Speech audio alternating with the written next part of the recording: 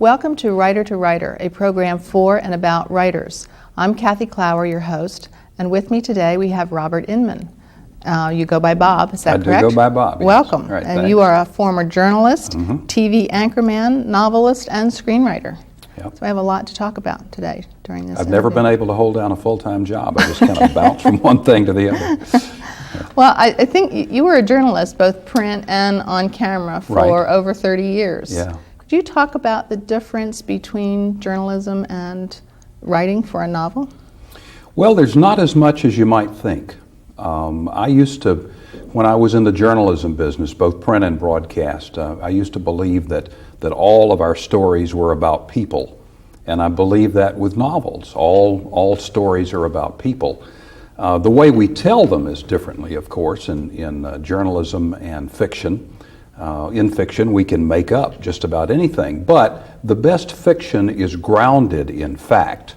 I don't mean that it's about real events or real people necessarily, but it's about a real world. When you put a fictional character in an environment, you have to create an authentic environment so that the reader will believe that this is possible.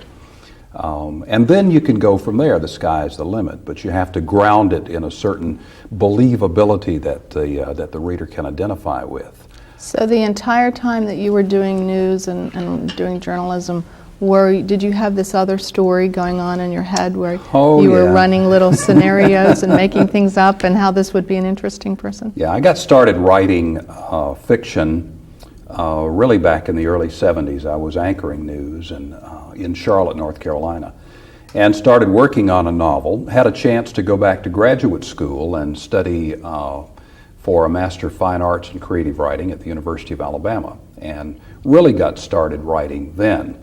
And then went back to television news. I had to have a real job because, the wife had to go to the grocery store on a regular basis and the girls had to have dancing lessons. But all the time I was doing the television news thing in Charlotte, I was writing on the side. And by the time I left television in 1996, I had published 3 novels. So it had become more than a part-time job. It had become enough to where I could do without television news. Does some of the people that you work with show up in your novels? Well, I think any writer who says his or her work is not autobiographical in the broadest sense of the word is not being truthful. Because you draw from, in creating these fictional people, these characters that go into your work, you draw from what you know. All the people you've met, all the places you've been, all of the things you've read, all of the ideas you've had. And so, sure, there are bits and pieces of probably a lot of people there are some characters in my books that I can identify as having sprung full-blown from a real person. But for the most part, they're made up people, but they're made up from the well of knowledge that I dipped the bucket into, and that's all these things that I know. And so how much of you is in Captain Saturday? Well, something of me is in every character in every one of my books, because the consciousness of the character has to begin with my own consciousness. My job as the writer is to disappear so that you don't hear me or see me. You hear or see the character. And so I have to sort of dissolve into the character that I'm working with at that point. But sure, there's something of me, and probably more of me in some than others. In Captain Saturday, the principal character is a television weatherman.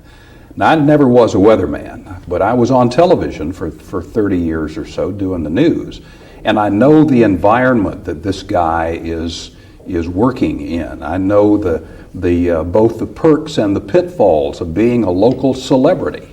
So I used all of that in creating this character, Will Baggett, in Captain Saturday.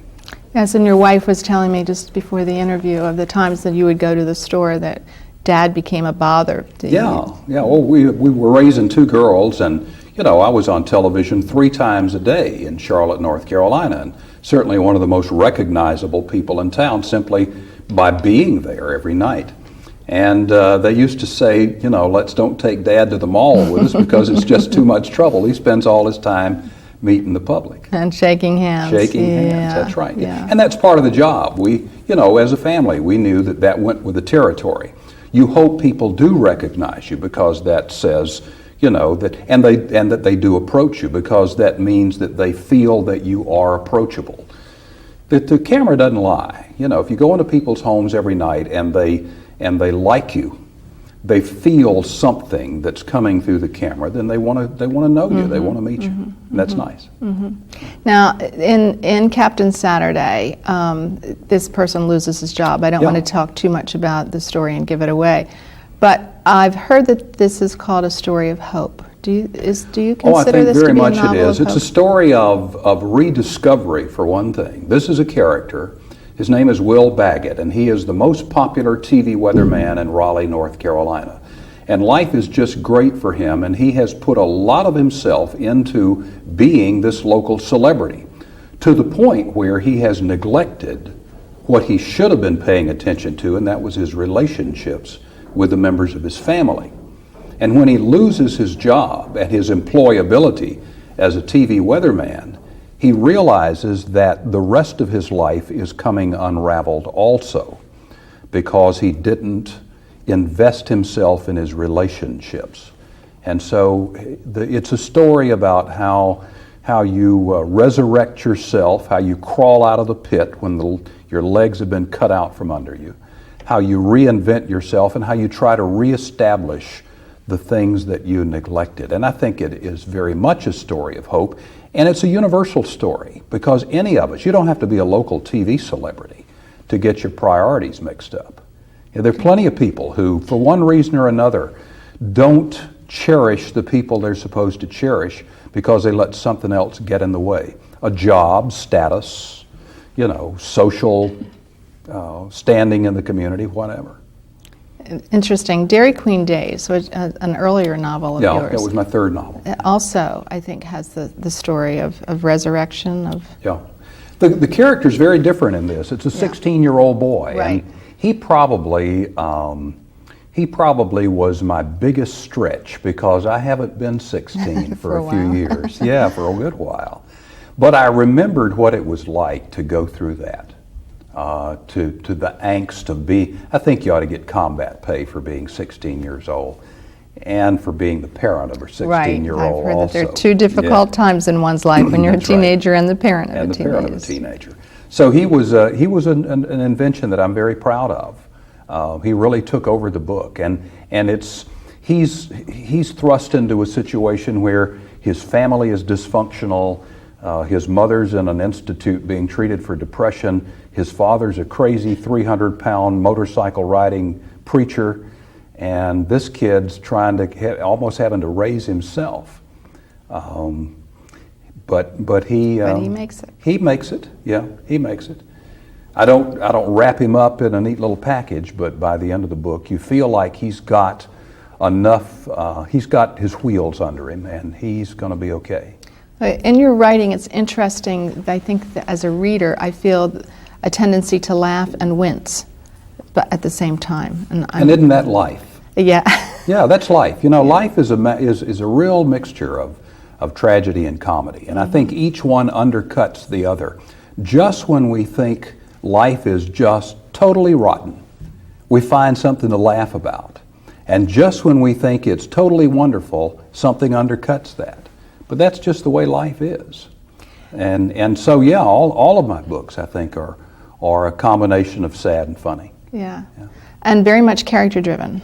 Well, that's sort of my mantra, Again, all stories are about people. Mm-hmm. My book has to start with a strong central character that I really believe in.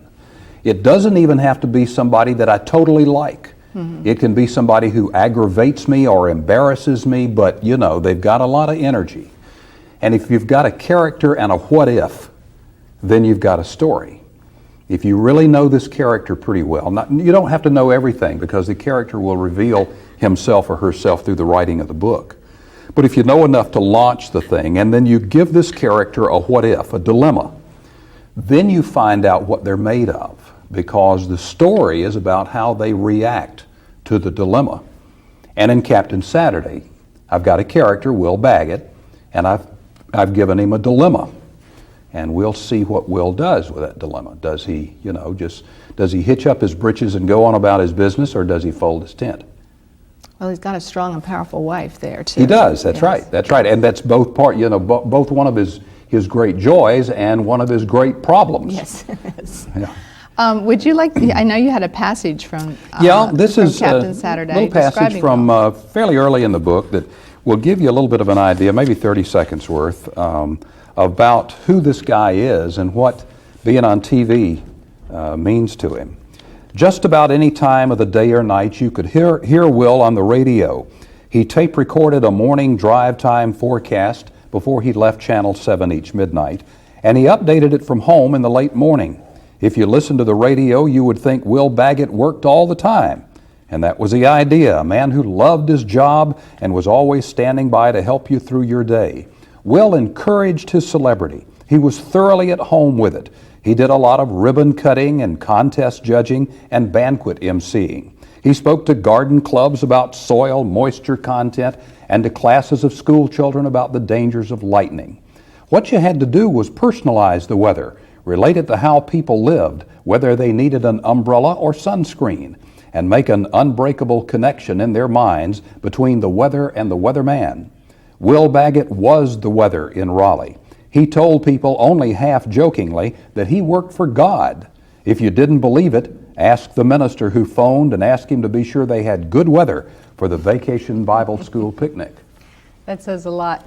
That says a lot of where it's going to go. That's right. Yeah, well, I've set him up. Yes. I've set him up. He's a little bit of a, I guess, a fictional straw man. He's set up for the fall. Do you consider yourself a Southern writer?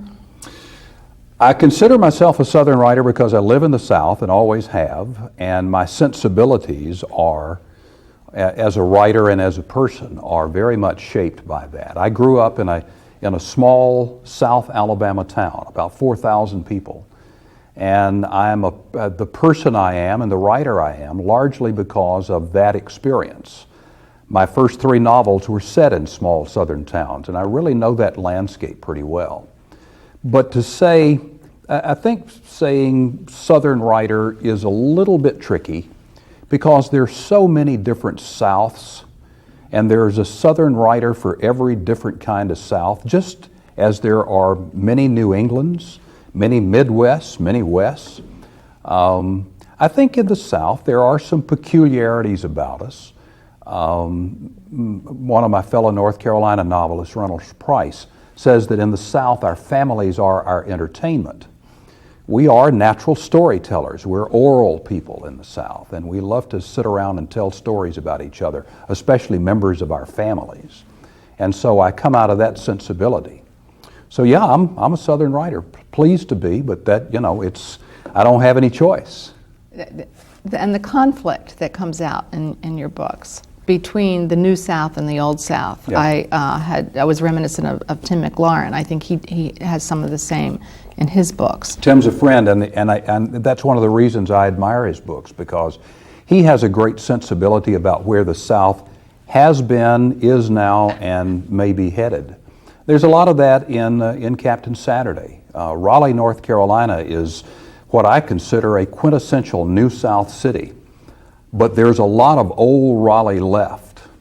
And then you have the Research Triangle Park, which has attracted scientists and technical people from all over the world. And they regarded each other with a little bit of suspicion. So there's a lot of the Old South sensibilities there, and then the New South, which is really becoming more like the rest of the world than it is like the South used to be. Even losing the accent. Absolutely. You go into, I dare say, if you go into a high school in Raleigh, North Carolina, and pick 5 students at random out of a class and record their voices and ask somebody where they are from, where they're speaking from, it'd be hard to identify that they are from Raleigh, North Carolina. Now, if you went into Bennettsville, South Carolina, which is still very much an Old South small town, you could tell in a hurry, but not Raleigh. So you don't write in dialect? No, I don't. I use Southern idiom My first novel's one called Home Fires Burning, and it was set in a small southern town in the last year of World War II. And so there was a lot more of the southern idiom in that. And my copy editor at Little Brown would write notes to me, what does this mean? And I would have to interpret it, just to translate it and say, this is southern for so-and-so. I had a scene where where a fire truck passes and a guy was saying later, when the fire truck passed, y'all just kept on getting it. And she said, what does this mean? And I said, that's southern for you just kept going. So there was probably more of it in the earlier books than in the later. So that you don't have to explain yourself. That's, right. Yes. Well, it's not only that, it's whatever the book calls for. Right. Every book has a voice. Writers talk about finding their voices. I like to think of the voice of a book being the voice of the character. The whole way of treating language when you're writing about a small-town newspaper editor in the last year of World War II, a 65-year-old man, is going to be vastly different from writing in the voice of a 16-year-old boy in, say, the late 1970s. The whole way the book feels and sounds is going to be different because the character that you're writing about, whose sensibility is the center of the book, that's the voice of the book, and you want to be true to that. How then do you go from writing novels to writing screenplays? Well, again, it's all storytelling, and all storytelling is about people. I've adapted. One of your novels has been. I adapted my first novel, Home Fires Burning, for a Hallmark Hall of Fame. It's still on the Hallmark Channel these days. What I had to learn, first of all, was the great difference between what film can do and what a book can do. A film can set scene without any description whatsoever. I mean, it's all there. You do not have to describe it. You can see it. You can see what the people look like. You can hear the sound of their voices. You can see them move. What you can't see is inside their heads and hearts and souls. And that's what you can do with a novel. That's the wonderful thing about a novel, and especially about a character-driven novel, is that you can really get deep down inside of this person that you're writing about. So in writing for film, you have to externalize all of the internals. And I think it's, that's a technique to remember for fiction writers who are going to write prose, not going to write screenplay, that you've got this wonderful tool at your disposal, and that is the soul of the character. Get in there and plumb the depths of that soul, and you will give the reader something special.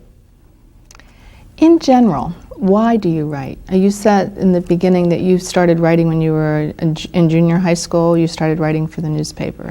Yeah, that was my first formal writing. But writing has become your life. I was always doomed to be a writer. Doomed by my mother, who I was one of those fortunate kids who was read to at a very, very early age. I was born in 1943, and shortly thereafter my dad shipped out for Europe. And as soon as I was old enough to hold my head up, my mother sat me in her lap and started reading to me. And at some point, I was grabbed. Now, a lot of kids have that advantage of having been read to. Mine just went, a little more insane than that. At some point, I had the idea that I needed to tell my own stories. She had given me the gift of imagination. It's the most wonderful thing she could have ever done for me. And at some point, that imagination went beyond what I was reading, and I needed to make up stuff myself and put it down on paper. I was many years doing that for fiction, but I always knew I wanted a life in words, because words could do so many wonderful, fascinating, and disturbing things. And that's why I walked into that little weekly newspaper in my hometown when I was in the 7th grade and said, I want a job here because you folks are in the word business. Oh, it wasn't it wasn't a school newspaper. No, it was the little weekly newspaper in my hometown. And that was quite courageous. Well, I just, I knew that something important went on at the newspaper. And if there was one place in town where words were really important, it was that newspaper. These people took things that went on in town and turned them into words that we could all read. It was sort of like a town hall meeting.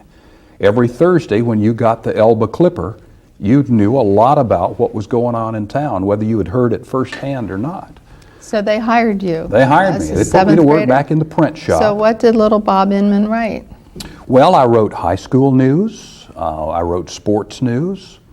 Rarely, covered anything as big as the city council meeting, but I started writing there, and I was working back in the print shop, setting type, helping put the paper together. It was I got the ink under my fingernails and down in my blood. Yeah, and it was all over after that. It was all over after that. That's right. All good writers read a lot. Oh yeah, I think. Yeah. What do you read? I read a lot of nonfiction. I read a lot of biography and history. I read a lot of novels, and I've always got something going, except when I'm really deep down in one of my own pieces of work. And I don't read much fiction then because I don't want to be influenced by anybody else's approach. I want it to be pure. So normally what I'm reading while I'm working on a book myself is nonfiction. But I do read a lot. Who are some of your favorite authors? My favorite author is the late Walker Percy. He was, I think if Walker Percy had lived another 5 or 10 years, he would have won the Nobel Prize for Literature. He was that important an influence in American letters, that important a voice. His books are not for everybody. They're a little strange, but a wonderful comic sense of the universe, and of the. He wrote about his characters as what he called sovereign wayfarers. He said in one of his books, Love in the Ruins, that man is a little bit higher than the beast and a little bit lower than the angels, and doomed to wander like a footsore pilgrim in between the two, trying to figure out who we really are. And he, more than any other writer I know, could take a character and get into the depths of that character's soul and try to find out the angel-beast relationship in that person's heart. Interesting. We have just a few minutes left, and a lot of the people who watch these programs are aspiring writers themselves. What advice would you give to people who want to write or want to improve their writing? Apply the seat of the pants to the seat of the chair.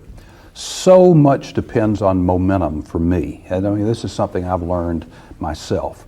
Once you get the story started, you've got the strong central character, you've got other characters, you know a few big things that are going to happen, you've launched them in a direction, then it's important to go visit their world every day and see what they're doing. The momentum of the story really, it feeds on itself. The characters grow, the story progresses, and it's important to have a time every day when you're just jealous of. Nobody gets in your way. If the house is burning down, throw some water on it, let me finish up what I'm doing, and then I'll escape. But momentum is very important. Persistence. There are plenty of folks who can write a book, plenty of people with that talent, and a few who will. And the difference between the two is just plain old stubborn persistence and go into the work every day. That's very good advice. Yeah. Thank you very much. I can't wait to find out what happens to Will Baggett myself. Okay, I haven't finished the book. Thanks for joining us. And thank you for joining us. This has been Writer to Writer.